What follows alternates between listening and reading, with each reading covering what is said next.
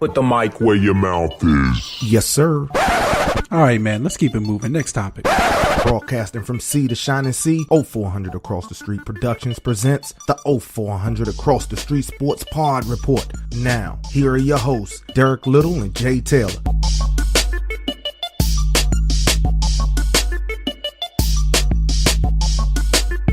Yes, sir. Today is November the 2nd, 2017. Yes, indeed, we are back in the booth. But first, we have a brand new World Series champion. Zeke Elliott. What is the NFL going to do? You already know, as usual, we have a great show on tap for you. As always, big time news, big time show. Can't wait. All that and more on tap for you on this podcast. Absolutely. Glad to be back with you. We know it's been a little bit. I think with our last podcast, we were talking about the Astros and the Dodgers going into it, wondering whether it would be the series that we all wanted to see. Man, was it. All right. The last game was lackluster, 5-1, but every other game before that pretty much was amazing. You're talking extra innings, you're talking comebacks, it was incredible. Great pitching, great hitting. It seems like home runs are getting knocked out the park left and right these days. We'll see if they take a look at them balls, see if they juiced or not. Right. But yeah, it was a really good World Series. Congratulations to Houston. Much needed for that city down there. Everything they're going through and whatnot. Yeah, it was a pretty good series. What'd you think? It was a great series. It was all the reasons why I love baseball. It was a lot of people that was interested in this World Series because it had everything that you really wanted. You had great pitching, you had great hitting, for the most part. You had, some of the theatrics, that was going into it. You had the drama dealing with Yu Darvish and all of the things that was going into the actual, series that made it what it was, and it has to be probably one of the highest rated. I'm just thinking overnight ratings and things like that. It has to be one of the highest rated World Series as a full series. Yeah, I would think so too. In a long time, right? When you bring the full series in, I mean, after the first two games, people saw, even the casual viewers saw how exciting it was. They tuned in. And that game five when it was going back and forth and back and forth. It was amazing. I had my kids watching the game. Yeah. I would have loved to have had the Astros going against the Nationals, but the Nationals didn't make it this far. And again, I say you had the two best teams. I know that Cleveland went on a big time run and had a better record than the Astros, but for the most part of this whole year, the Astros were leading the AL. Yeah. The Dodgers, they came out the box. They got things going right. They made the switch. They made the trade at the deadline for Yu Darvish. Now, here's the biggest thing about Yu Darvish. When he left the Rangers, a lot of the Rangers fans, they were a little upset. They didn't know exactly what was going to go on with Yu.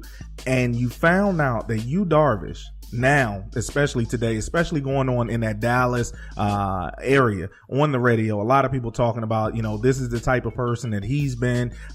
He's been getting knocked around for the past 2 years. And it made me think, I'm like, you guys were just talking about how great you was just last year. Yeah. And now he gets knocked around 2 straight games of appearances. And I don't even know. I mean, I know there's going to be a team that's going to take a fly on him come next year, but I don't think this is all about Yu Darvish. The reason why the Dodgers lost this World Series. Yeah. I mean, baseball is hard, man. I mean, you got that back and forth going, like you said in Game 5. The bats. When the bats are hot, they're hot. When they're cold, they're cold. They were cold last night, really, for LA. So you just never know.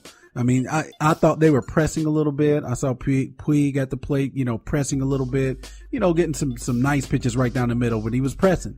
So, sometimes you get in that situation to where you want it too much, and you overcompensate and you end up shooting yourself in the foot.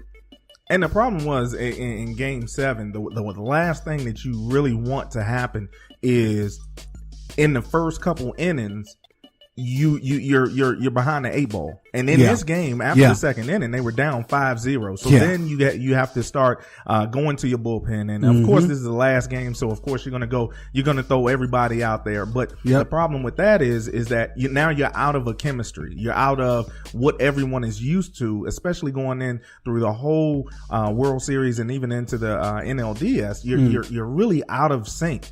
Yeah. And that's what you saw from the Dodgers, and they were just too far behind. They had 6 hits, they had 1 error, but they could only account for 1 run. Right. And all the Astros really needed was just those 5 in the first and second inning. That's it. So great World Series, no doubt. I tell you this. I tell you this though. What's up? Houston, the problem that Houston has is they have a great World Series. They are now the champs. And then today they get the bad news with Deshaun Watson. No. We'll talk about that in a little bit. Yeah. But we're going to jump into the BCS. That's it. I know your boys. And your thoughts on it. We got Georgia, Notre Dame, Clemson, and Alabama, of course. Georgia at the top, undefeated. Notre Dame with that loss against Georgia. Right. That was their only loss. They beat USC handily. They beat NC State handily, 2 ranked teams. And then you got Clemson, who they've been doing okay. But they lost to Syracuse. You can tell that Deshaun Watson ain't there no more. You know, but they're still leaning on their defense. Okay. They're still putting up some points, putting up enough to win. They got NC State coming up, this weekend. And, of course you got Alabama. Alabama's going to be there. They're undefeated. But I'm sure the surprise, especially after the game last week with Penn State and Ohio State. I'm sure people are wondering why one of those aren't up there. And this will change, obviously. It's definitely going to change. The problem with it is that when you look at the rankings, right? And you say, okay, well, Georgia has played against teams, right? They played against Notre Dame. They played against Mississippi State. They have some good wins. They played against Florida. They blew out Tennessee. They have some good wins. The problem with Alabama is they don't. And it's because they start off at the top when the season starts that they can't fall because they haven't lost, right? And usually they beat the Fresno State SEC Bulldogs West. Well, here's the thing. When you're on that what is it, the SEC West, and it's not a good year, right? When LSU and Auburn and Mississippi State and Texas, all those guys are kind of not down. The ranked teams, right? These aren't the teams that you can beat. And when you look at it now, having said all of that, they have LSU coming up, they have Mississippi State coming up, they have Auburn coming up, but they're not the top 10 teams that they're used to being. Well, you look at it at this point in time. They started out and they beat Florida State, and we know what happened to Florida State pretty much after that. They came into season highly ranked, and they just essentially fell apart. So that shouldn't even really count. But on the back end, you got to look at it. You got to look at when they played against them, right? They played against Florida State when they were ranked number 3. But that was before they played a game. That's another reason why they should not have rankings so early on in the year, because you don't know exactly.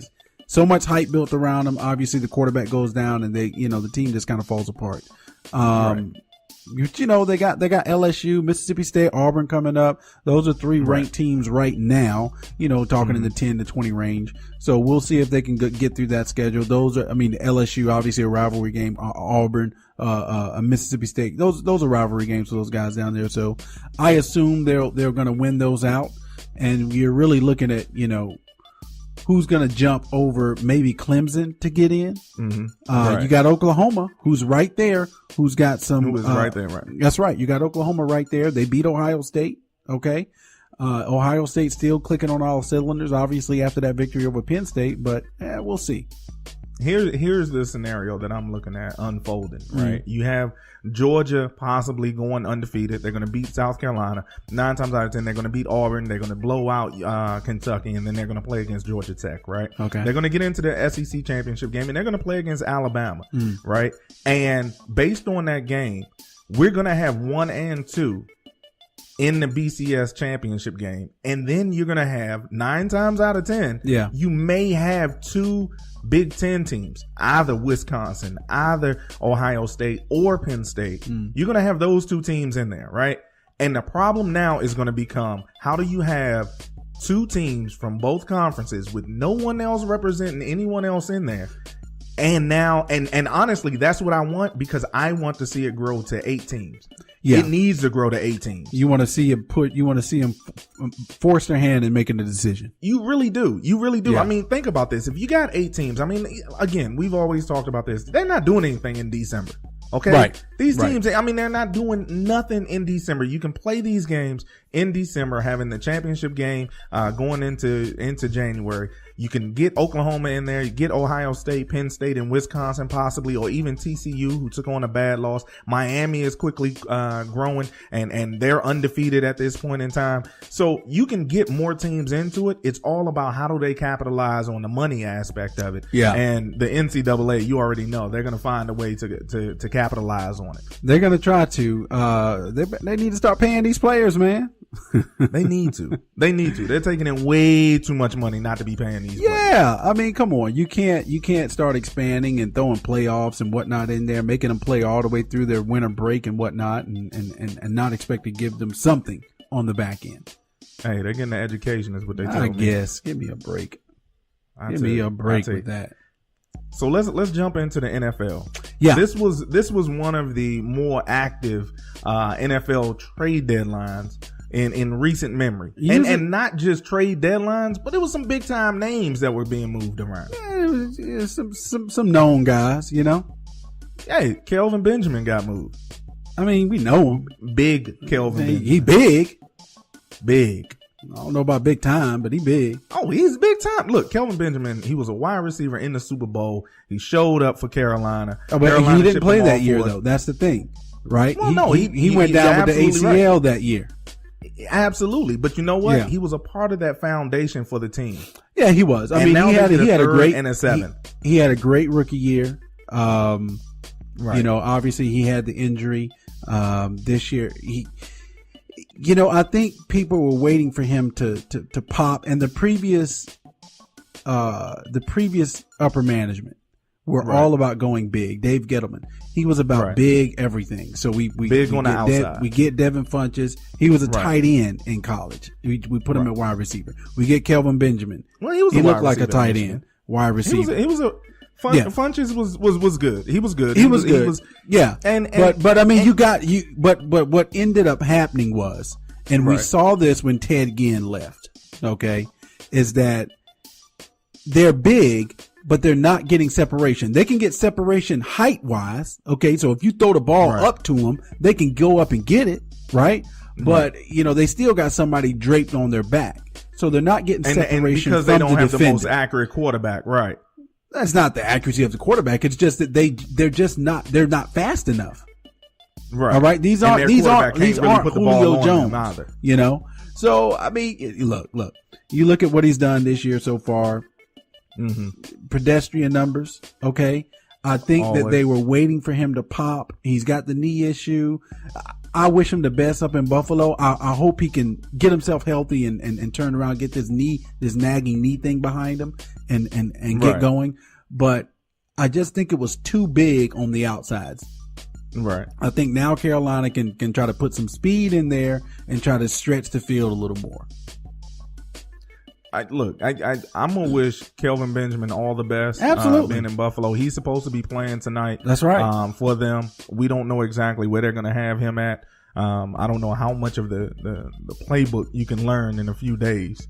Sean McDermott, former defensive coordinator for Carolina, he's up there in Buffalo. Right. So I'm sure they'll figure out a way to get him in there on a few plays.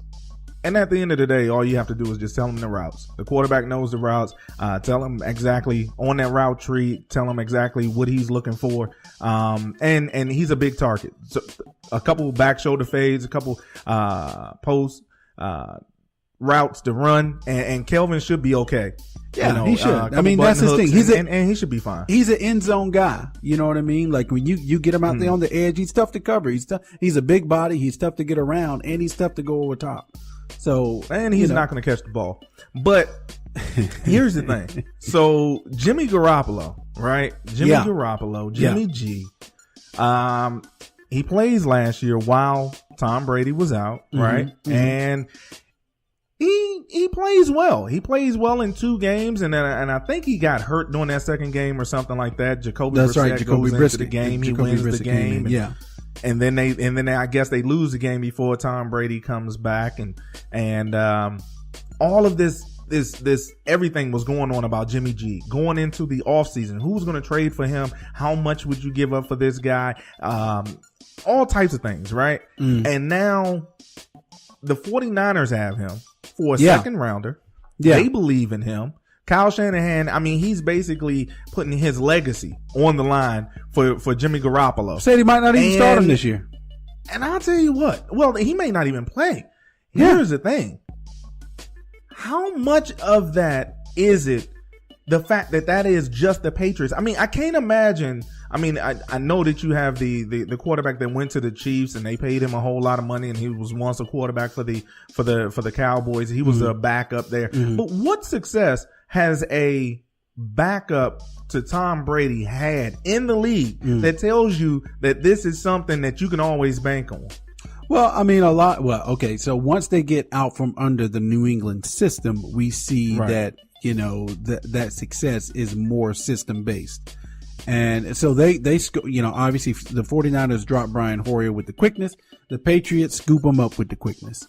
Like, I don't know if they were like targeting Brian Hoyer. That's why they said, we'll go ahead and make this, because they still get a backup quarterback. Right.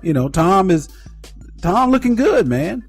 TB12 looks like he's going to go for a couple years. He's only going to go for a couple more years. So why would you need to have Jimmy back there behind him, demanding playing time, demanding more money, when you really don't need him? Because I can tell you what, if Tom does go down, their season is over. Brian Hoyer can step in and do the thing.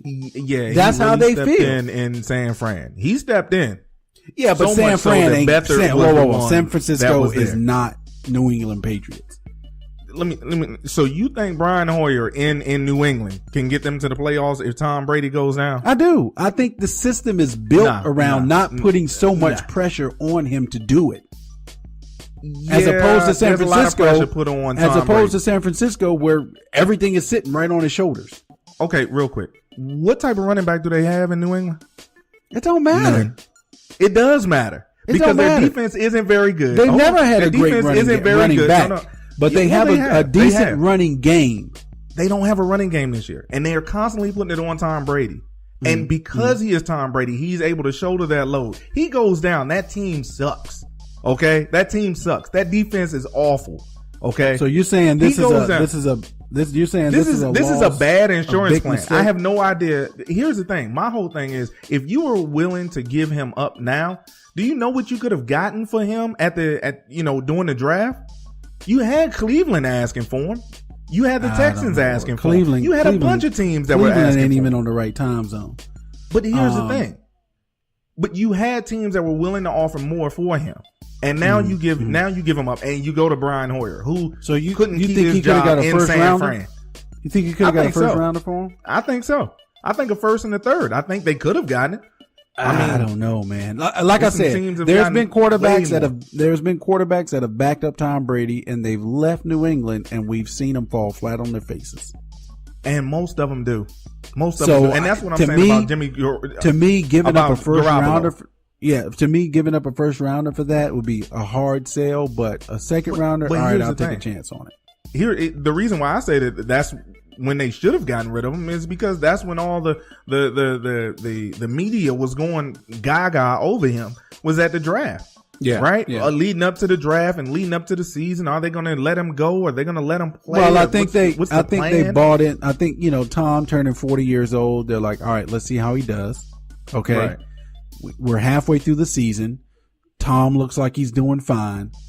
We don't need Jimmy anymore. Yeah. That's basically what they said. Not that he would I don't see any circumstance to where Jimmy would go in and replace Tom Brady when Tom is healthy. But, they just wanted to see, all right, are we going to have to let Tom go at the end of the year? Are we going to have to make that decision because does he look like Peyton Manning did his last year? Because if he looks like Peyton Manning did his last year coming into this season, then they might have to talk to him and be like, Jimmy, you're up next. Absolutely. And I'll be honest with you. I think this upcoming year, based on where they're going to be at, I think they're going to go ahead and draft the quarterback that is going to take Tom Brady's spot for the future. Oh, and they're going to probably try to groom him, have a couple seasons under this regime. Because, you think about it. They've given up Jacoby Brissett and they've given up Jimmy G. Yeah. Right? And that's all this season. They've traded both of them away. Yeah, they're going to go ahead and draft somebody for the future. Absolutely. So now you got Jay Ajayi, rookie last year, Pro Bowler, right? And the Dolphins traded him away to the Eagles for basically nothing. Maybe Jay Cutler was like, oh, I ain't trying to mess with him. But you know what? That's kind of, I don't know, man. That seems kind of, I don't know about that. Like we might see a positive drug test pop or something. Yeah, that's all I'm saying. I just don't. That's all I'm saying. I just don't see a reason why you would give up your running back, your guy going into this season that he was looked at as being your franchise back. Yeah, and it's not like, the Dolphins are 4-3. Yeah, it's not like you're not 0-7. You're not completely out of it. So no, you're not completely out of it. What exactly are you doing? What are you trying to accomplish here? So yeah, I didn't understand move. it. I did not understand exactly what they were doing. I know, Jay Ajayi on 138 attempts, he has 465 yards, right? Mm-hmm.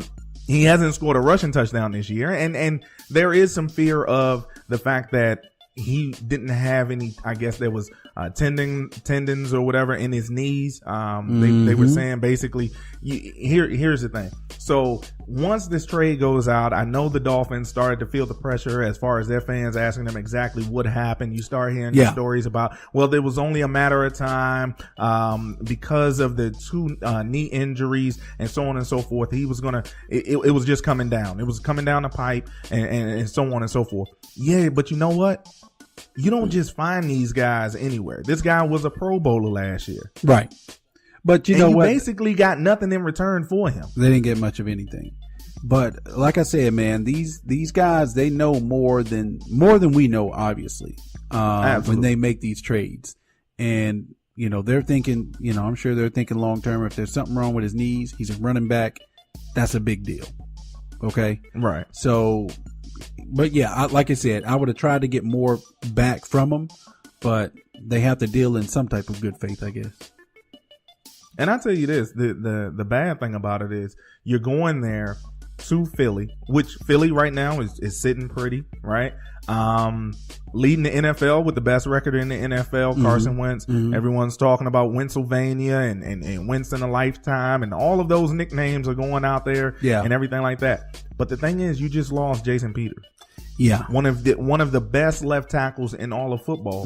And I don't necessarily know how their running game is gonna mature, right? Yeah. Because right now you don't really have, other than the handing the ball off to LeGarrette Blount, you really don't have that appearance of a good running game. Now, this could be the reason why they went out and got Jay Ajayi, but your offensive line is hurt right now.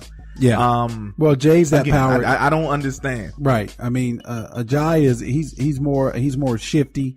Can get around the field a little bit. LeGarrette Blount, he's a power guy. He's straight downhill.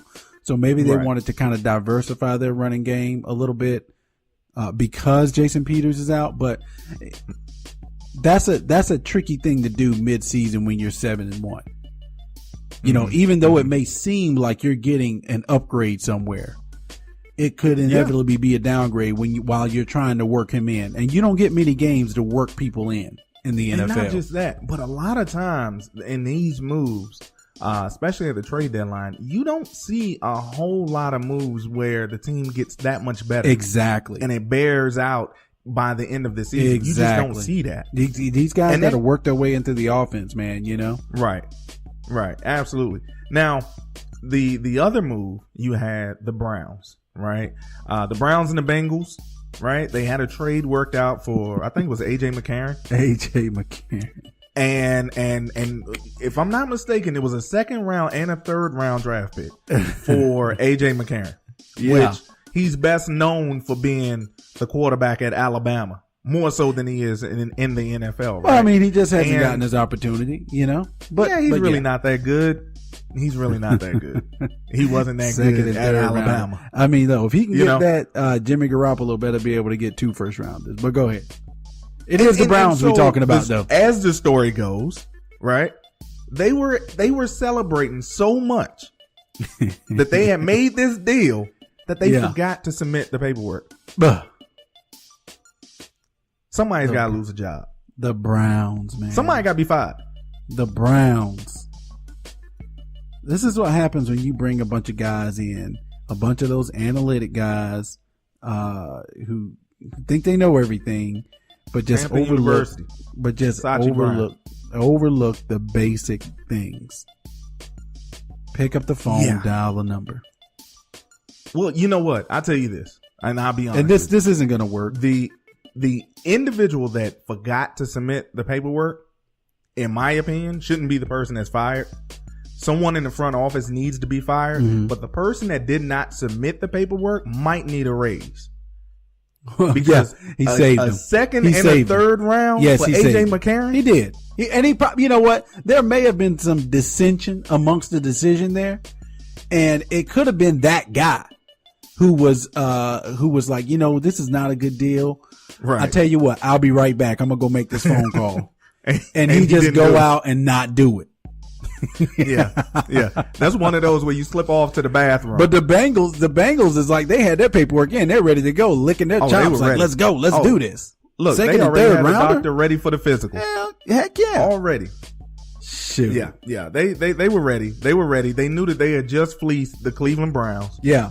For a second and a third round. And not just that, but it's one of those top second and third round draft picks, right? Because we all know that Cleveland is going to be right there at the top. So you talking Cincinnati pick number 33 and pick number 65. Look, you're talking about a team that's sitting there and you want to talk about celebrating. Oh my goodness. Cincinnati was celebrating. Yes, they were. They were the ones who were celebrating.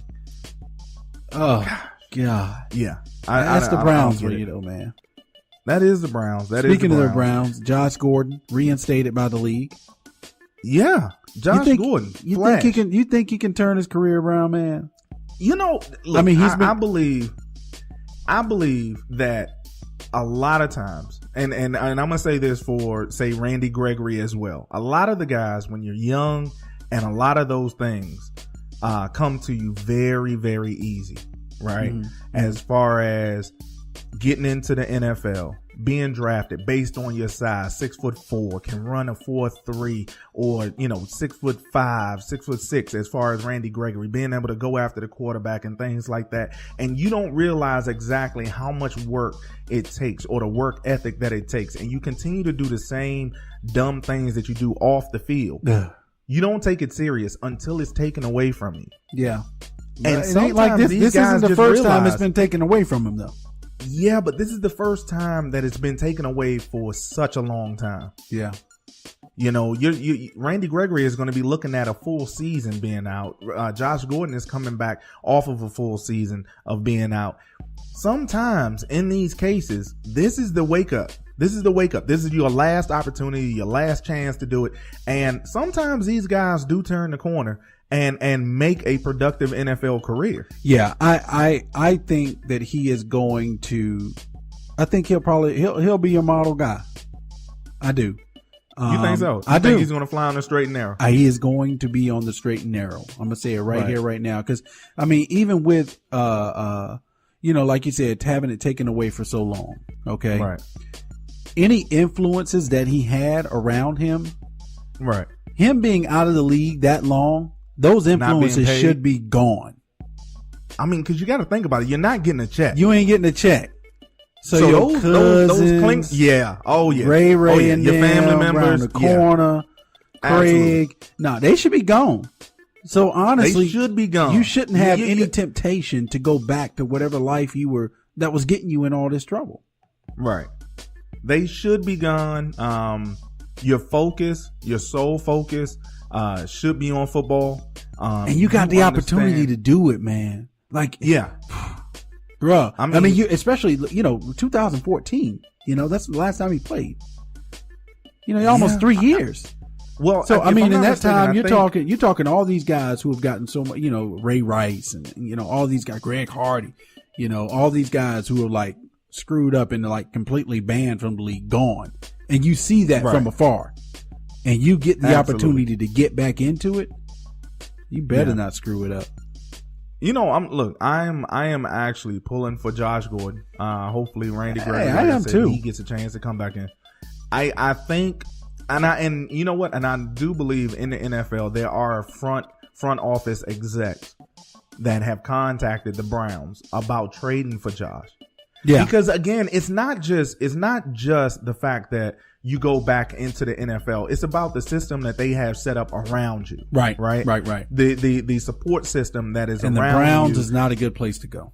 And because at the end of the day, you have Joe Thomas, right? Mm-hmm. But everyone else is young. You're basically the oldest guy on the team for the most part, other than Joe Thomas, right? Yeah. So, and you're all new. That may not be the best situation for you. That's probably an entirely new team. Absolutely. You think about it. Joe Hayden is not there. Joe Thomas is out injured for the rest of the season. So, that team that you left is not necessarily the same team that you're coming back into. Yeah. And you need that veteran leadership of a wide receiver room, a coach, a offensive coordinator, a wide receivers coach that is going to sit there, hold you accountable, but is also going to mentor you as a man. Because at the end of the day, that's exactly what he may need coming back into the NFL. Yeah. No, I hear you, man. I hope the best for him. Like I said, the Browns should be fielding offers to try to move on from him for both of their sakes, honestly. Absolutely. Yeah. One place you don't want to go is Washington, because you done already seen what Terrell Pryor is doing in Washington. That may not be a great situation for him. Right. Yes, sir. So let's move into, and I know that you want to talk about it, Zeke. It looks like he's going to be serving his suspension now. He's going to be serving his suspension. Is he going to serve it?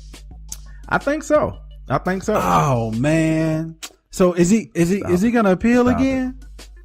Yeah, he's appealing it. He's already put it in. So is this the New York court? I can't even keep track because I know the Texas judge was on the side. The New York court, the New York judge said no. You had the New Orleans, and then you had the New York, and then you have the Second Circuit, right? That they've appealed to for a stay. I don't, honestly, in my heart of hearts, I don't think you're gonna have a ruling back in time for Sunday's game. So I think, and you know what?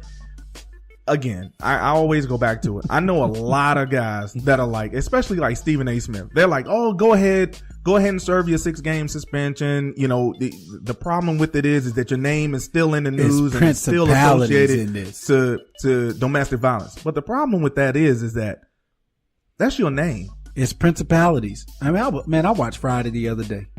Right. It's principalities in this smoking. Look, at the end of the day, this is your name.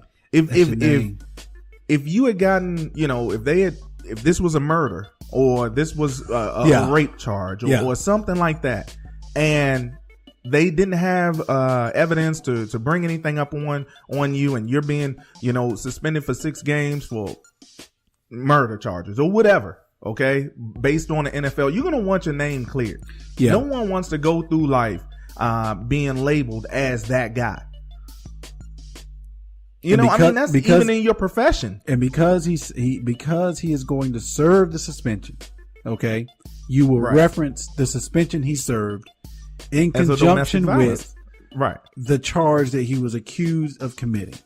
And unfortunately, no matter what happens, he's going to have to serve it. He got to serve it. That is because of the collective bargaining agreement. Now, hey, that's it. There is talk of possibly looking at that. Now, Jerry was happy signing that collective bargaining agreement, though. All of them were. This goes back to 2011. Right? Yeah. And I know that most of the players were looking at it like, hey, look, it's not me. It's not me. I don't ever have to worry about something like that. And the owners so too. They were fine with it. Owners too. Owners said, not my player. Absolutely. Now, the bad thing about it is that you've basically given this guy all of that power. Now they trying to hold up extensions. And they are successfully holding up his extension. And Jerry leading the charge. Hey, Jerry said, you know what? If this thing goes through, we're going to have some new leadership. Jerry said, look, I signed this, all right? But you weren't supposed to come after me. Hey, look, at the end of the day, Jerry said, what did he say? There was the ESPN article. And Jerry said he's the ringleader with this. Yeah. He wasn't even invited. And Jerry showed up. Yeah. Jerry the man. He wields that big stick. Yes, he does. We'll see what happens though. Like you said, he'll probably serve the suspension. Maybe he'll be back. Maybe the Cowboys can get into the playoffs. If the Eagles stumble big time, they can jump up in the East over there and take control. But yeah, well, you got 6 games. You got six games. If in fact, that this actually goes into effect right now, right? Because right now he's not slated to play this weekend, right? Against the Chiefs. I'll be in attendance up there in Big D. That's it. And then after this, you got the Falcons, and then you have the Eagles game, and then for Thanksgiving, you have the Chargers, and then the Redskins. You got some tough games coming up. And then you have the Giants. Now, after that, he'll be eligible to come back for the last 3 games against the Raiders, the Seahawks, and the Eagles, right? Which should be 3 playoff teams that you're going to need. You're going to need him for. Because, you got to stay in shape. Absolutely. And that is going to be very important. If it's me, I go ahead, I take it, and I come back, and I'll be ready to ball. Here's the thing. If you come back and you ball, and you get this team to the Super Bowl, Let's slow down. Slow down. You know how it is. In Dallas. Let's slow down. That happens. Endorsements through the roof. Yeah. We'll see. Let's slow it down. Big D. I know you're getting excited over there. Not even. But Alfred Morris is no Ezekiel Elliott. But we'll see. No, he's not. We'll see. Yes, sir. They're going to have to employ one of those running back by committee type things. Yeah, that's what they'll do. Absolutely. Andrew Luck, he shut down for the season. We kind of called that one. We knew that was going to happen. The team isn't any good, and there was really no reason to bring him back. No. You didn't have anybody to block for him, and you don't have anybody to get the ball back for him on the defensive side of the field. So I think that's a good call by Indianapolis. Highest paid man in football. Yeah. I tell you. It seems like it was such a long time ago that team and that organization was in the upper echelon. I know it feels like Andrew Luck has been there for like 10 years already. I don't know. Yeah, he looks like he's been in the league for 10 years. You see that beard? that neck, he got that good neck beard. Man, he look older than I do. Yeah. So let's talk about the Papa John's comments. So Papa John's CEO, right? He comes out and he basically blames the leadership of the NFL for not nipping the anthem protest, as it's called, in the bud a year and a half ago. Going back to when Colin Kaepernick, when it was first discovered that Colin Kaepernick was taking a knee. Right. What say you? Hey, he's coming at it from a perspective of, a lot of his business is based around, he throws a lot of advertising toward the league, trying to get them pizza sales going. And, he feels like that the league has an obligation to business owners like himself to, keep the business running smoothly so that extensions of that business can continue to run smoothly. All right. He should have nipped it in the bud. That's basically what he's saying. They should have nipped that in the bud so we can keep getting our money. So we can literally keep getting our dough. Right. Never mind what they're actually protesting. Yeah. No, we don't care about that. But look, here's the thing, man. He complaining about some pizza sales. Look, I eat Papa John's not that often, at all, really. Probably once in the last year, tell you the truth. You know, but there's plenty of other pizza places. You know, they got some local pizza places around here that'll blow Papa John's out of the water. So seriously, man, and you want to, yeah. I think it was DiGiorno's. They said that they are actually witnessing where their sales are going through the roof.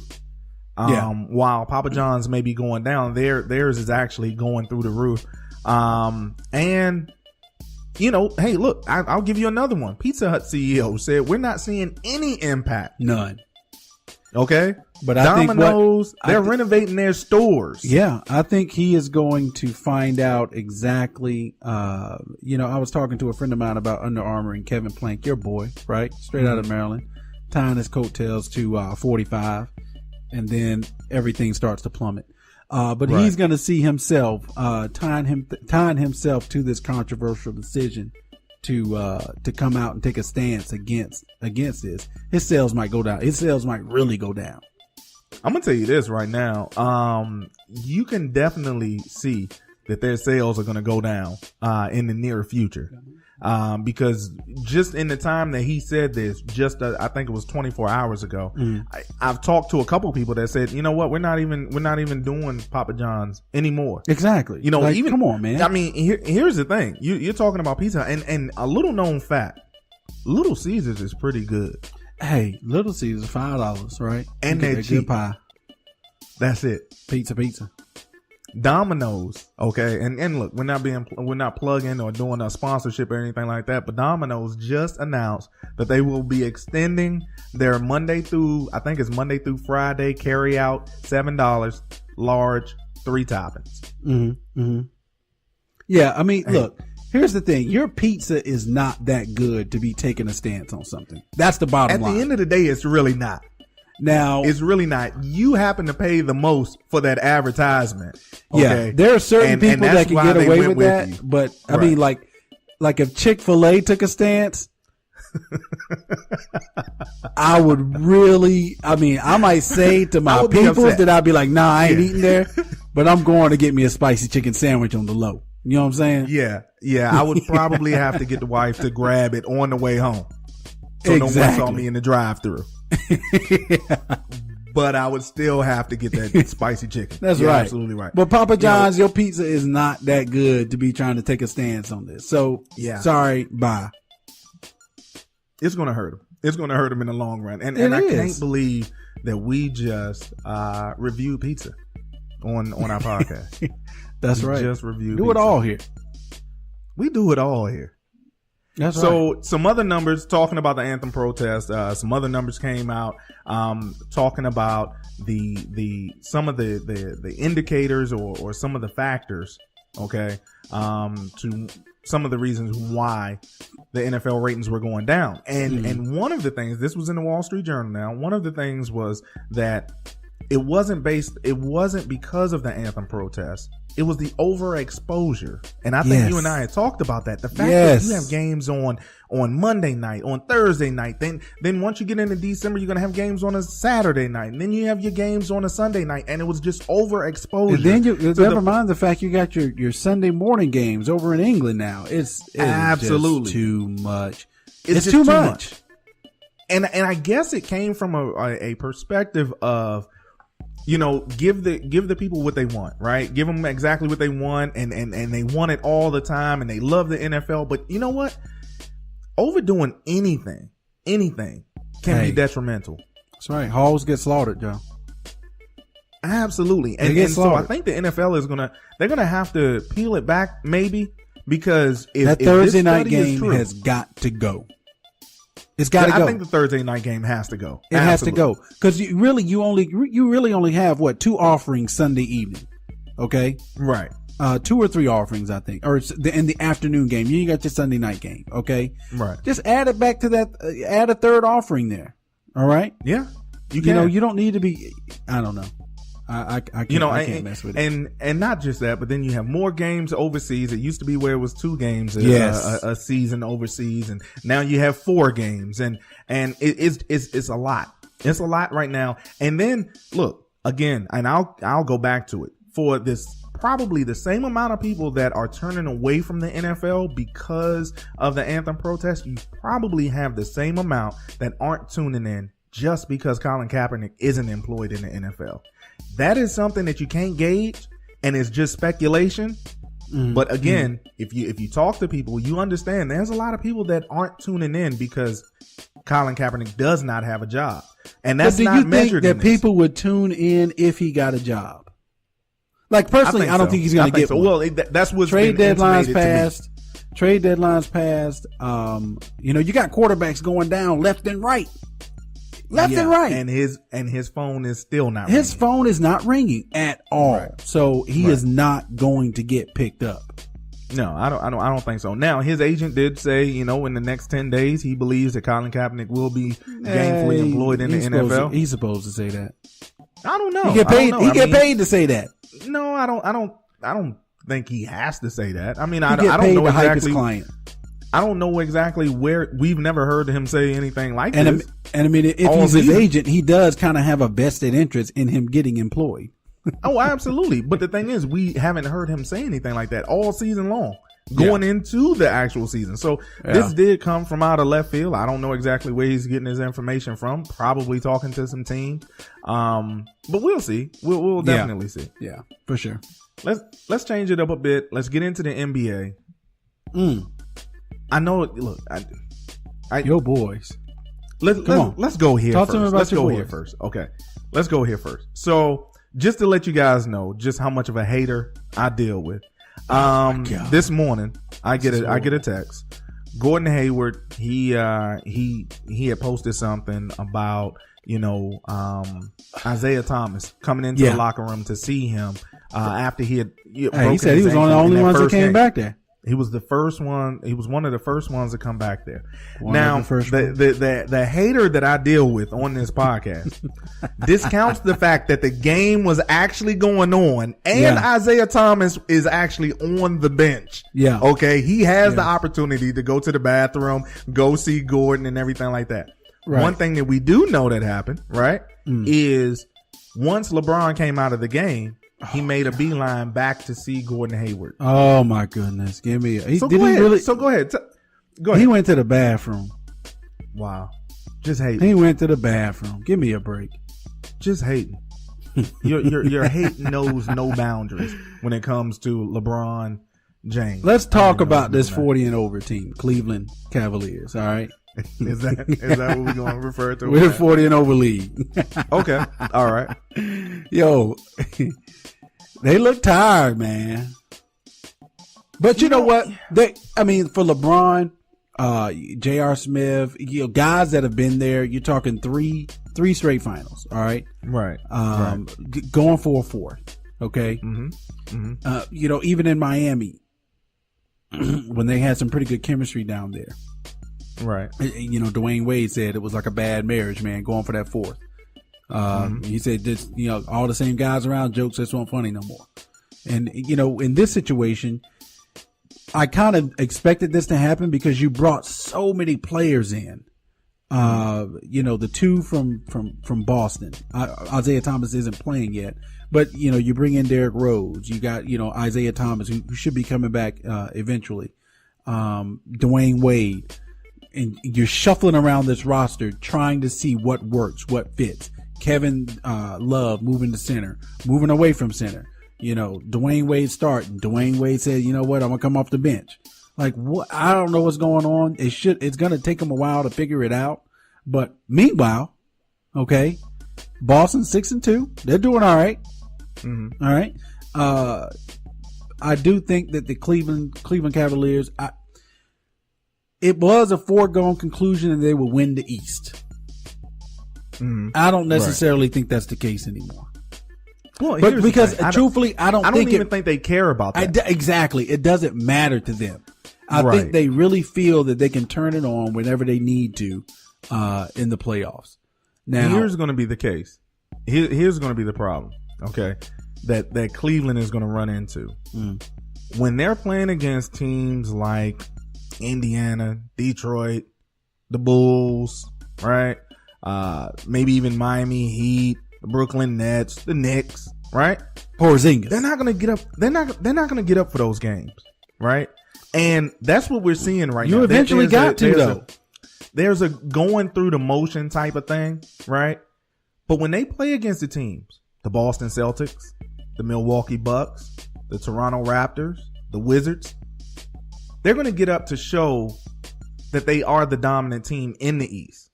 Now, when it comes down to it, they're going to be a second or third round, a second or third pick, seed in the East, right? But it doesn't matter. It doesn't matter because as long as they get in, it doesn't matter. But you know what? You can't. You have to build some sort of chemistry, even in those Chicago Bulls games, those Detroit games. You still have to build some sort of chemistry going forward. So they're going to have to get up for some of those games. They got to at least use the games as tune-ups.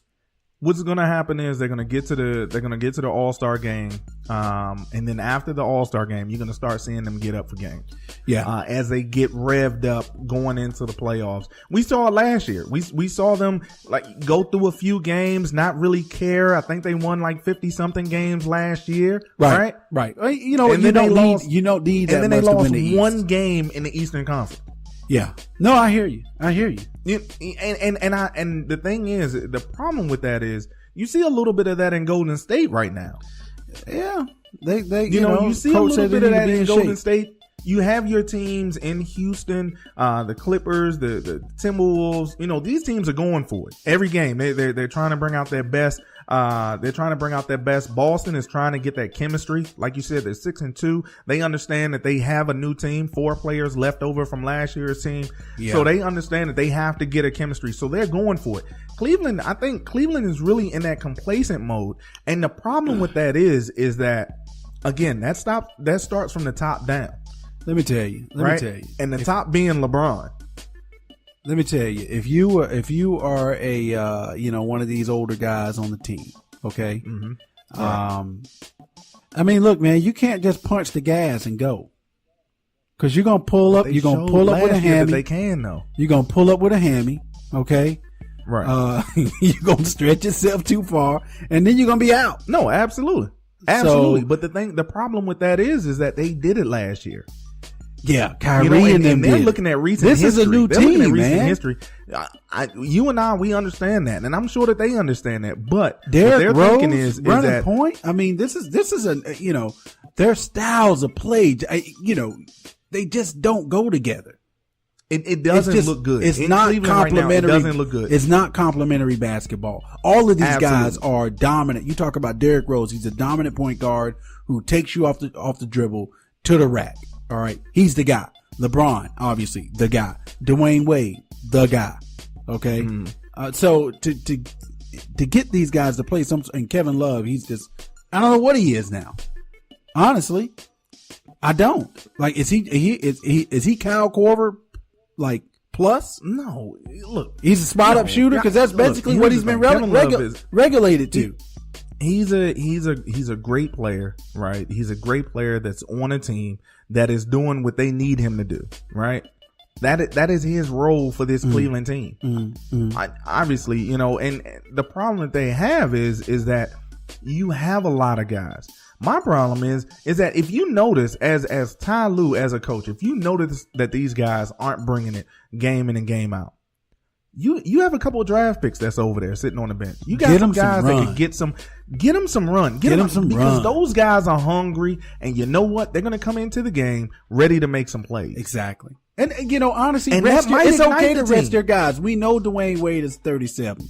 We know LeBron is 38. You know what I'm saying? We know these guys are old. I mean, I don't think they that old, but yeah, I get what you're saying.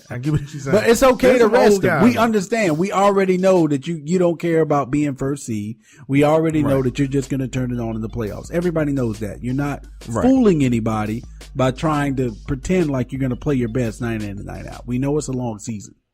Right. It is. And so when you look at the league right now, you have some teams. I mean, there was a night. I think it was last week sometime, you had the Warriors lose, you had the Cavaliers lose, you had the Wizards lose after having like a 20-point lead or something like that. And I think it was OKC lost, you know, and it was just like the teams, I get it. It's early on. These teams are trying to find chemistry. The Wizards should already have chemistry. They shouldn't be blowing the 3 losses that they have on the season. They were up by almost 20 points in each game. That's awful. That shouldn't be happening. Look, it's I'm not jumping to conclusions or anything with Cleveland, but I think, like I said, they're going to get it together. I'm not concerned about that. They lost, but they did lose to the Nets. Yeah, they did. I mean, at some point, you have to have some sort of pride. I mean, I get it. You want to coast, but there has to be a few teams in the league where you're like, no, we are not going to lose against those guys. Not tonight. Not tonight. But you know what? You know, the you know, last year the Warriors got blown out by the Lakers. I think it was like the first game. So yeah, they did. Yeah, whatever. Yeah, but like you said, you got to have some sort of pride. Got to have some sort of pride, man. You're gonna have to. If you don't, it's gonna be a long season. It's gonna be a long season, bro. A long season. Yeah. And again, what we're gonna find is come Christmas Day, when they're playing on Christmas, we're gonna see all of the effort, and then come, you know, the 2 days later when they're playing against the Knicks are gonna beat them. Yeah. Hey, well, the Knicks got the unicorn, man. Yeah. I mean, we talking about the Greek Freak going for MVP. Right. Unicorn doing big things over there in New York. Yeah, we're not talking about him going for MVP though. All right. I mean, you putting Dwight Howard in there? Please. That's your man. Dwight should be out of the league. Hey, representing Charlotte. I guess. To the fullest. He represents anybody that pay him. Hey, so you got anything else, man? Nah, that's it. Yes, sir. Now you've been certified informed. I invite you to like our page on Facebook and subscribe to our podcast on iTunes. Please leave feedback, as we like to hear exactly how you feel as though that we are doing. Please keep them coming. As always, you can follow us on our website at www.0400acrossthestreet.com and follow us on Twitter at 0400ATS. And on Google+.